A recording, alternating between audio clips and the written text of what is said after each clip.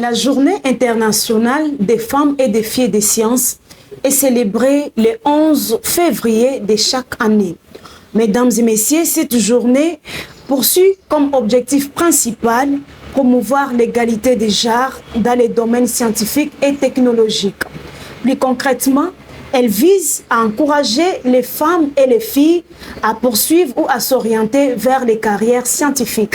Voilà pourquoi, mesdames et messieurs, chers internautes, fidèles followers de Blanche Info, nous avions organisé cette nouvelle émission, le tout premier numéro pour l'année 2026. Déjà, nous vous souhaitons les meilleurs vœux pour vous parler des femmes et des filles des sciences. À cette occasion, nous ne serons pas seuls. Nous sommes accompagnés de deux beaux invités qui vont nous parler en long et en large sur ces sujets. Nous sommes accompagnés sur ces beaux cadres réaménagés juste pour cette émission, mesdames et messieurs, par la révérende sœur Brigitte et Annie Biloni et les professeurs associés, docteurs en sciences économiques, auteurs du livre diagnostic et thérapeutique pour l'économie congolaise face au choc sur les taux d'échange, enseignante et chercheur à l'université de Kisangani. Elle ne sera pas seule, elle sera accompagnée du professeur, l'invité de tous les temps, on le connaît bien, le professeur Grison Trésor Kakumbi, professeur des universités et le philosophe meilleur de son temps. Alors, ensemble avec eux, nous allons discuter sur la femme et la fille des sciences. Madame la professeure, bonjour. Bonjour, madame la journaliste. Monsieur le professeur, bienvenue et bonjour. Merci beaucoup. Ravi de vous accueillir avec nous. Bienvenue une fois de plus dans ce plateau de Blanche Info. Merci. Alors, ensemble avec vous, nous sommes en train de parler des femmes et des filles des sciences.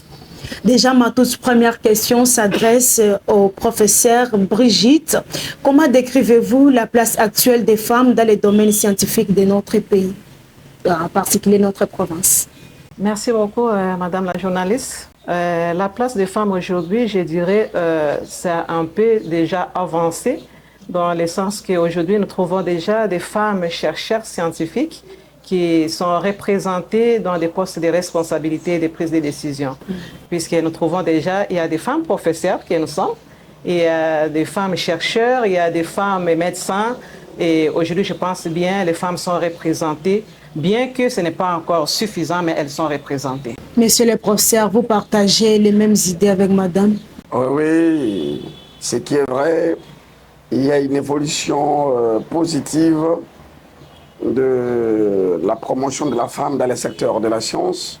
Et parmi les preuves éloquentes, la professeure Brigitte Annie Biloni est là, non seulement comme professeure, mais qui aussi a une fécondité intellectuelle incommensurable, parmi lesquelles on peut énumérer son dernier ouvrage qui bat le record jusqu'à présent sur les questions d'actualité dans le domaine économique. Donc, ce qu'elle vient de dire, je suis parfaitement d'avis.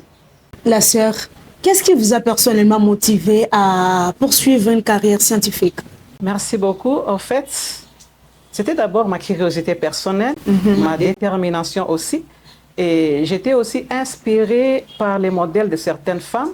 Je me suis dit, s'il y a des femmes qui sont devenues des professeurs, des techniciennes, il y a des femmes qui sont devenues des présidentes de la République, mais ça ne veut pas dire que les femmes sont exclues de la science. Donc la science n'a pas de sexe. Je me suis dit, si ces femmes-là ont été à la hauteur de devenir des grandes personnalités, pourquoi pas moi? Et cette motivation, cette émulation, cette inspiration poussée à voir certaines femmes a fait à ce que moi aussi je puisse découvrir, chercher comment je devrais aussi braver ce père et arriver aussi comme elle. Au-delà des motivations, il y a des défis, des difficultés auxquelles vous avez fait face au long de votre carrière, depuis l'école primaire, secondaire jusqu'à aujourd'hui. Pourriez-vous partager avec nous? Oui, pas de souci. Je pense bien il y a toujours des obstacles, même si je suis une femme religieuse. Ce que j'ai pu endurer aussi comme difficulté qui pouvait bloquer ma recherche, c'est légion. mais je ne peux pas énumérer les tout ici. Puisque parfois, par rapport d'abord à mon statut comme religieuse, c'est difficile de dire, mais comment, avec tout ce qu'on a comme horaire, comme programmation de la prière, comment je devrais concilier la science et aussi mon statut de religieuse. Puisqu'il y a des temps où je suis censée être dans la communauté, censée être à la prière, mais aussi être à la recherche. Alors, c'est pas facile, il fallait chercher comment concilier le tout, mais c'est possible. Si on sait s'organiser, si on sait organiser son temps, il y a lieu de faire mieux et de faire chaque chose en son temps. Et c'est ce que je fais chaque fois. Je sais qu'à ce moment ici, je dois faire ma recherche, je dois me concentrer pour mes recherches. Et aussi, je n'exclus pas mon statut comme religieuse, comme femme. Je réalise également certaines activités communautaires et aussi dans la famille, c'est la même chose. Ok. Monsieur le professeur, les stéréotypes du genre influencent-ils encore nos jeunes filles à nos jours? Et il y a de ces filles ou de ces femmes complexées qui pensent que nous ne sommes pas faites pour la science. Et vous avez suivi la professeure, elle vous parle de la curiosité. Et c'est un défi. Est-ce que je ne peux pas devenir comme tel, comme tel? Et si on parle d'héroïnes dans l'histoire de l'humanité, ces héroïnes ne viennent pas du paradis. Elles sont le fruit, l'émanation de la communauté. Et aujourd'hui, il y a de celles qui, en arrivant à l'université, elles se disent, nous les femmes, on ne peut pas. Et moi, j'ai trouvé des femmes occuper des premières places, là où les hommes étaient derrière. Nous avons aujourd'hui des femmes et professeurs, là où certains assistants chefs de travaux peinent encore à les devenir pendant que soit ils étaient nommés ensemble ou même nommés après. Il y a encore aujourd'hui, même dans l'église, des religieux, des religieuses qui traînent encore les pas pour ne pas devenir comme la professeure Annie Biloni, qui a su combiner la vie communautaire, la vie de prière comme religieuse, l'apostolat, parce que ça fait partie de sa vie religieuse, mais son côté scientifique. Alors, cette capacité ostentatoire à combiner tous ces obstacles-là, voilà encore une fierté pour dire que la question de la féminité ne peut pas être un obstacle, parce que comme l'a dit savamment la collègue professeure, la science n'a pas de sexe. Professeur, vous en tant que scientifique, qu'est-ce que vous faites pour accompagner les femmes et les filles à poursuivre la carrière scientifique? On encourage déjà d'abord les premiers et les deuxièmes cycles, parce que je vous informe, madame la journaliste, la professeure Annie Biloni fait partie aussi de mes étudiantes en logique, en logique et philosophie, et aussi en théorie et doctrine économique et sociale.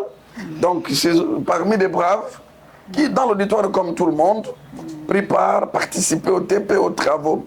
Mais ce n'est pas tout. Si je peux prendre toujours son exemple, quand elle nous a fait preuve de son ouvrage, Fruit de la science, vous m'avez vu comme maître de cérémonie lors du vernissage par l'université de Kisangani.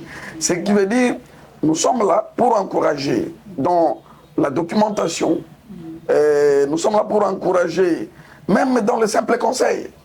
Est-ce que pour ça, tu ne peux pas faire telle chose? Tu as quel niveau? Mais aussi à pousser certaines filles, certaines femmes à comprendre que les obstacles ne peuvent pas déterminer ce qu'elles doivent faire. Elles sont au-delà. Et comme le dit Sartre, on est appelé à se faire en se dépassant. Et c'est comme ça que, je dois vous avouer, on accompagne, on encourage, et à la limite de nos potentialités. Madame le professeur, avez-vous déjà été victime des actes et des discriminations dans votre carrière? Oui, ça arrive souvent. Ça arrive souvent. Peut-être que vous avez des idées, vous avez des expériences à partager. Et parfois, ceux qui sont autour de vous ne sont pas convaincus qu'il y ait des belles idées. Et les expériences peuvent être partagées venant d'une femme, venant d'une dame expérimentée. Oui. Parfois, cela, ça décourage, comme disaient les professeurs, mais ça ne peut pas nous bloquer.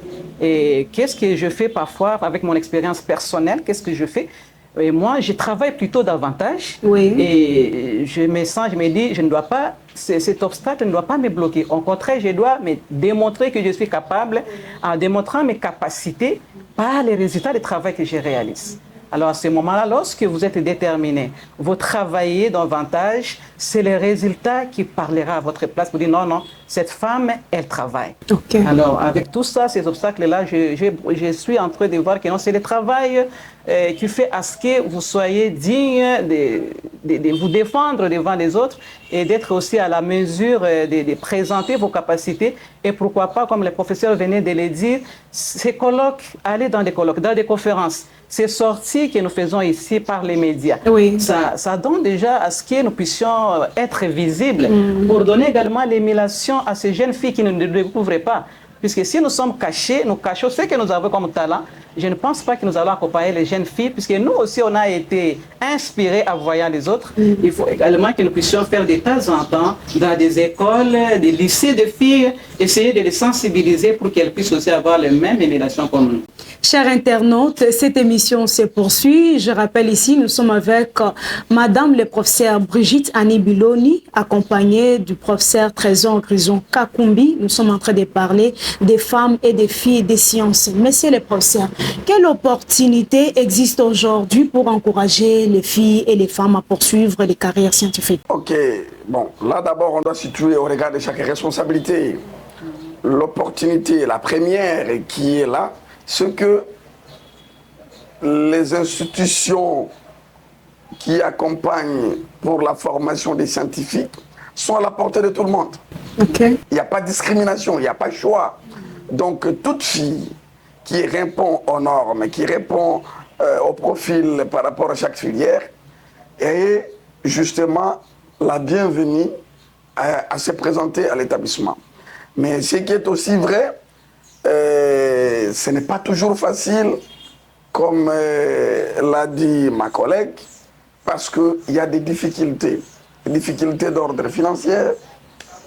On n'a pas de bourses. Voilà. En principe, il revenait à l'État de disposer des bourses spécifiques pour les filles, afin d'encourager des femmes scientifiques. Parce que ce qu'on peut saluer par rapport à la bourse Excellentia de la première dame, Maman Denise Nyakero, c'est aussi bien. Mais et si le gouvernement, si les ministères de tutelle pouvaient penser la promotion des scientifiques, ce serait aussi une bonne chose en leur mettant des moyens, en les accompagnant de manière spécifique, afin d'accroître l'effectif, mais surtout de capitaliser les acquis des bonnes femmes et filles qui ont des atouts nécessaires pour faire le meilleur des domaines de chaque discipline qu'il faut. Oui, ça c'est le rôle du gouvernement. Et alors, par rapport aux parents, est-ce qu'ils jouent un rôle dans la carrière de leurs enfants? Oui, d'un côté vous parlez des parents, mais moi je vais prendre la question des parents à plusieurs niveaux. Les parents, hein, ça c'est une interpellation, sont aussi obligés pour ceux qui comprennent la chose, parce que notre problème, c'est qu'on doit comprendre l'utilité d'encourager quelqu'un à faire la carrière scientifique. Les parents peuvent accompagner en appuyant financièrement et même par des conseils, mais les parents, c'est aussi les maris pour des femmes mariées. Autant la révérende sœur a fait face par rapport à sa vie de religieuse, elle comme religieuse et elle comme scientifique, autant des collègues femmes ont fait face comme des femmes dans les foyers et combiné aussi avec le côté scientifique. Donc les maris peuvent aussi accompagner, encourager, soutenir leurs épouses qui ont des atouts à poursuivre la carrière scientifique. Et là encore, on peut voir un autre aspect très important en dehors des parents et des foyers, mais c'est aussi les universités. Les universités doivent aussi jouer le rôle de détecter les potentialités à la fin de chaque année académique et de voir qui sont nos meilleures étudiantes qui ont terminé et qui peuvent justement aller jusqu'aux études supérieures. Je crois modestement, et ce sont là les quelques lignes de conduite que je trouve rationnelles et raisonnables. Vraiment, nous devons terminer cette émission. Mesdames et messieurs, l'envie de continuer d'être avec vous, il y en a, mais comprenez que le temps ne joue pas trop bien à notre faveur. Alors, Madame le professeur, peut-être une dernière question. Comment conciliez-vous la carrière scientifique, la vie familiale, la pression sociale et la vie religieuse? Comment vous gérez tout ça? Bon, je l'ai dit, merci beaucoup. Je l'ai dit au début que ces questions, c'est possible. C'est possible de combiner les tout. Tout simplement, il faut être organisé, organiser bien son temps. Et je pense que tout ce que nous faisons, si nous savons pourquoi nous le faisons et on est déterminé à un résultat, je pense que c'est facile d'y arriver. Je voulais compléter ce que le professeur venait de dire tout à l'heure. Je m'excuse d'entrer un peu sur ça. Par rapport à l'appui que le gouvernement doit faire, il y a aussi du côté de la personne elle-même. Est-ce qu'on a confiance? Puisque parfois nous nous sous-estimons. Une femme professeure scientifique, vous avez des atouts, mais vous vous sous-estimez pour dire est-ce que vous êtes un peu complexé devant ces professeurs hommes pour dire est-ce que je peux être à la hauteur de faire une publication? Est-ce que je peux faire une conférence en public? Nous devons d'abord avoir confiance en nous-mêmes et braver ce père-là et arriver à ce que nous puissions être à la hauteur d'être en public, faire des conférences, des colloques, ainsi de suite. Par rapport aussi à la question que vous avez posée au professeur, est-ce qu'il y a des blocages encore pour des jeunes filles et autres, pourquoi elles se découragent? Mais l'appui vient aussi de l'environnement, de la société où la personne a grandi, puisque si les parents trouvent que la fille n'est bonne que pour la cuisine, elle est bonne que pour avoir un mariage forcé, un mariage précoce, je pense qu'on ne peut pas aider à ce que notre effectif puisse aller de l'avant. Et c'est tout cela qui pose cette pression des mariages forcés, des jeunes filles. Ça devient comme ça devient pas, on n'est pas important. Voilà. C'est aussi un indicateur vraiment qu'on ne doit pas oublier, puisque nos jeunes filles aujourd'hui disent non, moi je ne peux pas choisir des filières qui prendraient trop de temps. Et déjà, les parents limitent, tu fais 3 ans, tu reviens, tu dois te marier. Alors, quand est-ce qu'il va être plongé dans la science, dans la recherche, puisqu'elle vise déjà les mariages à la porte? Et ça devient compliqué. Ma sœur, comme on en parlait déjà, la dernière fois, nous vous avions suivi à travers la voie des ondes. Vous aviez publié votre ouvrage Diagnostic thérapeutique pour l'économie congolaise face au choc sur les taux de change. Je pense que c'est ça. Oui. Alors, puis nous en parler un peu plus. Au niveau de notre librairie Saint-Paul, et cet ouvrage est déjà exposé dans les librairies qui s'y connaissent, puisque c'est ça le travail des librairies, ils doivent mettre cet ouvrage sur les marchés. Alors, notre constat, c'était quoi? Pourquoi nous étions motivés, inspirés pour écrire cet ouvrage? C'était à partir d'un constat. Et nous voyons dans notre pays, surtout il y a plusieurs décennies maintenant, à la période de fin d'année, nous constatons que les opérateurs économiques et la population congolaise se retrouvent face à la dépréciation de notre monnaie, les francs congolais. Alors, quelles sont les causes? Pourquoi cette monnaie se déprécie toujours à la période de fin d'année? Il y a plusieurs indicateurs. Puisque d'abord, je me suis dit, j'ai écrit dans notre ouvrage pour dire, puisque notre économie est trop fragile. Alors, les taux de change, c'est un indicateur parmi autant d'instruments de la politique monétaire. Et nous avions pris que cet indicateur-là, puisque ça a plus d'impact par rapport au niveau de l'économie. Pourquoi ce taux de change n'est pas stable? Pourquoi notre économie est vulnérable? Pourquoi cette volatilité des taux de change? Alors, j'ai donné des arguments dans cet ouvrage, tout simplement puisque nous avons une économie extravertie. Nous avons que la mono-exportation, puisque même ce que nous faisons comme exportation, ce n'est que sur la matière première, que nous ne fixons même pas les prix, nous subissons. Et notre ouvrage a donné, comme j'avais dit, j'ai diagnostiqué ce qui n'allait pas. Oui. Et j'ai donné également des remèdes. Okay. Mais je ne suis pas médecin, mais médecin en économie. Alors, si vous lisez cet ouvrage, je pense que vous allez découvrir beaucoup de choses. Et j'aimerais que je me limite là pour ne pas donner déjà les détails. Et peut-être les auditeurs qui nous suivent, les téléspectateurs, ne peuvent pas avoir le goût d'aller acheter cet ouvrage, puisque en achetant, à vous procurer, c'est pour nous encourager encore de publier plus. J'ai vu le procès à Grison, Trésor Kakumbi s'impliquer totalement, et puis je me suis dit, est-ce qu'il n'est plus philosophe, il est devenu économiste ou quoi? Mesdames, mesdemoiselles et messieurs, passez au niveau des librairies, vous procurez cet ouvrage, et c'est tellement important pour le développement, même personnel, même économique, à la maison, tout ça. Tu commences à la maison et tu vas contribuer également pour l'avancement ou le développement de notre pays. Nous sommes au terme de notre émission. Madame le professeur, merci d'être venu. Monsieur le professeur, vous avez honoré notre invitation au-delà des charges que vous avez tous. Nous vous remercions et mot de la fin, message aux internautes qui vous regardent. Ma soeur, on commence par vous. Merci beaucoup, Elizéma. Vous avez corrigé à la fin, qui est madame et tout au long de l'émission. C'est la révérende sœur. Oui. Heureusement, vous avez changé à la fin. Merci beaucoup pour ces cadres que vous nous avez offerts, puisque ça nous a permis et aussi de nous exprimer. Et ce que je dirais par rapport à cette thématique, par rapport à la Journée internationale des femmes scientifiques, je dirais que notre pays, chères dames et chères cadettes, notre pays a besoin des intelligences féminines pour le développement de notre nation. Comme je l'ai dit, il n'y a pas le monde où il n'y aura que des hommes qui vont travailler. Comme je peux donner une citation d'une auteure aussi qui a écrit à 10 ans, tant que les femmes seront invisibles dans ce monde, nous aurons un monde qui ne voit que d'un œil, une oreille, donc on ne peut qu'écouter d'une seule oreille et on ne va marcher que sur un seul jambe, je peux dire, sur un pied.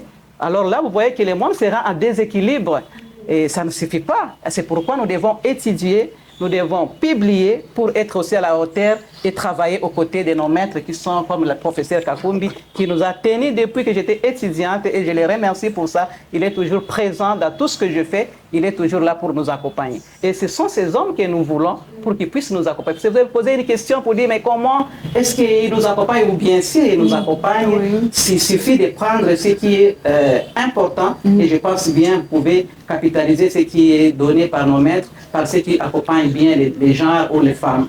Maître, voilà, merci beaucoup. Monsieur le professeur, il est papa de tout le monde ici. Vraiment. Un mot? Oui, le mot que je peux dire de la fin, je m'adresse d'abord aux filles et aux femmes. Ne vous sous-estimez pas. Soyez sûrs de vous-même. Celles qui se distinguent positivement par la qualité des travaux scientifiques, allez-y, avancez. Vous êtes assistante, chef des travaux, les obstacles sont là. Les harcèlements, la pauvreté, les difficultés des terrains. Mais sachez, les autres sont passés par là et sont devenus. Voilà une preuve. Hormis les personnes, femmes et filles, je m'adresse aux parents. Je m'adresse aux enseignants de ne pas être l'objet d'obstacles pour les femmes et filles scientifiques. De les encourager en étant pour elles un pont et non un mur pour leur élévation scientifique. Pour que nous arrêtions de vivre, comme disait ma collègue, comme des satongés, les femmes sont importantes pour nous accompagner. Et même dans la vie religieuse, j'encourage les congrégations, les supérieurs majeurs de chaque congrégation à ouvrir la porte pour non seulement les religions en général, mais aussi les religieuses, parce que la révérende sœur fait la fierté, n'est-ce pas, non seulement de la communauté, parce qu'elle vient de la communauté, elle vient de nos familles, mais aussi de l'Église, pour ce qu'elle donne doublement dans l'apostolat. Les hommes, pour les femmes mariées, que les hommes les accompagnent, les encouragent et fassent tout pour que ces femmes puissent, n'est-ce pas, atteindre leur rêve, c'est d'être scientifiques. C'est en ce moment-là, comme la journaliste parmi les demoiselles qu'on a accueillies à l'université, on a accompagné, encadré aussi, nous allons bénéficier de bons services quand nous aurons de bonnes femmes, des mères femmes qui excellent dans leur domaine respectif, chacun selon ses potentialités. Je vous remercie. Nous allons recevoir des bons services quand on aura des bonnes et belles femmes qui excellent dans leur domaine. Vraiment, ces mots du professeur Trésor Grison Kakumbi, chères femmes, je vous invite à ne pas vous sous-estimer. Soyez conscientes, vous êtes intelligentes, vous pouvez encore faire mieux, vous pouvez avancer, vous pouvez poser des actions au-delà de vos limites, que votre environnement social, que votre famille et tout ça, ce n'est pas des raisons valables pour être limité dans ce que vous avez comme rêve, parce que vous pouvez y arriver encore. Merci beaucoup de nous avoir suivis, restez connectés sur nos antennes, aimez cette émission, Abonnez-vous et partagez la page Blanche Info. Invitez les autres à nous suivre pour ne pas être égoïstes. Nous mettons un terme pour cette émission et je vous retrouve encore le 14 février avec les amoureux. Mesdames et messieurs, au revoir.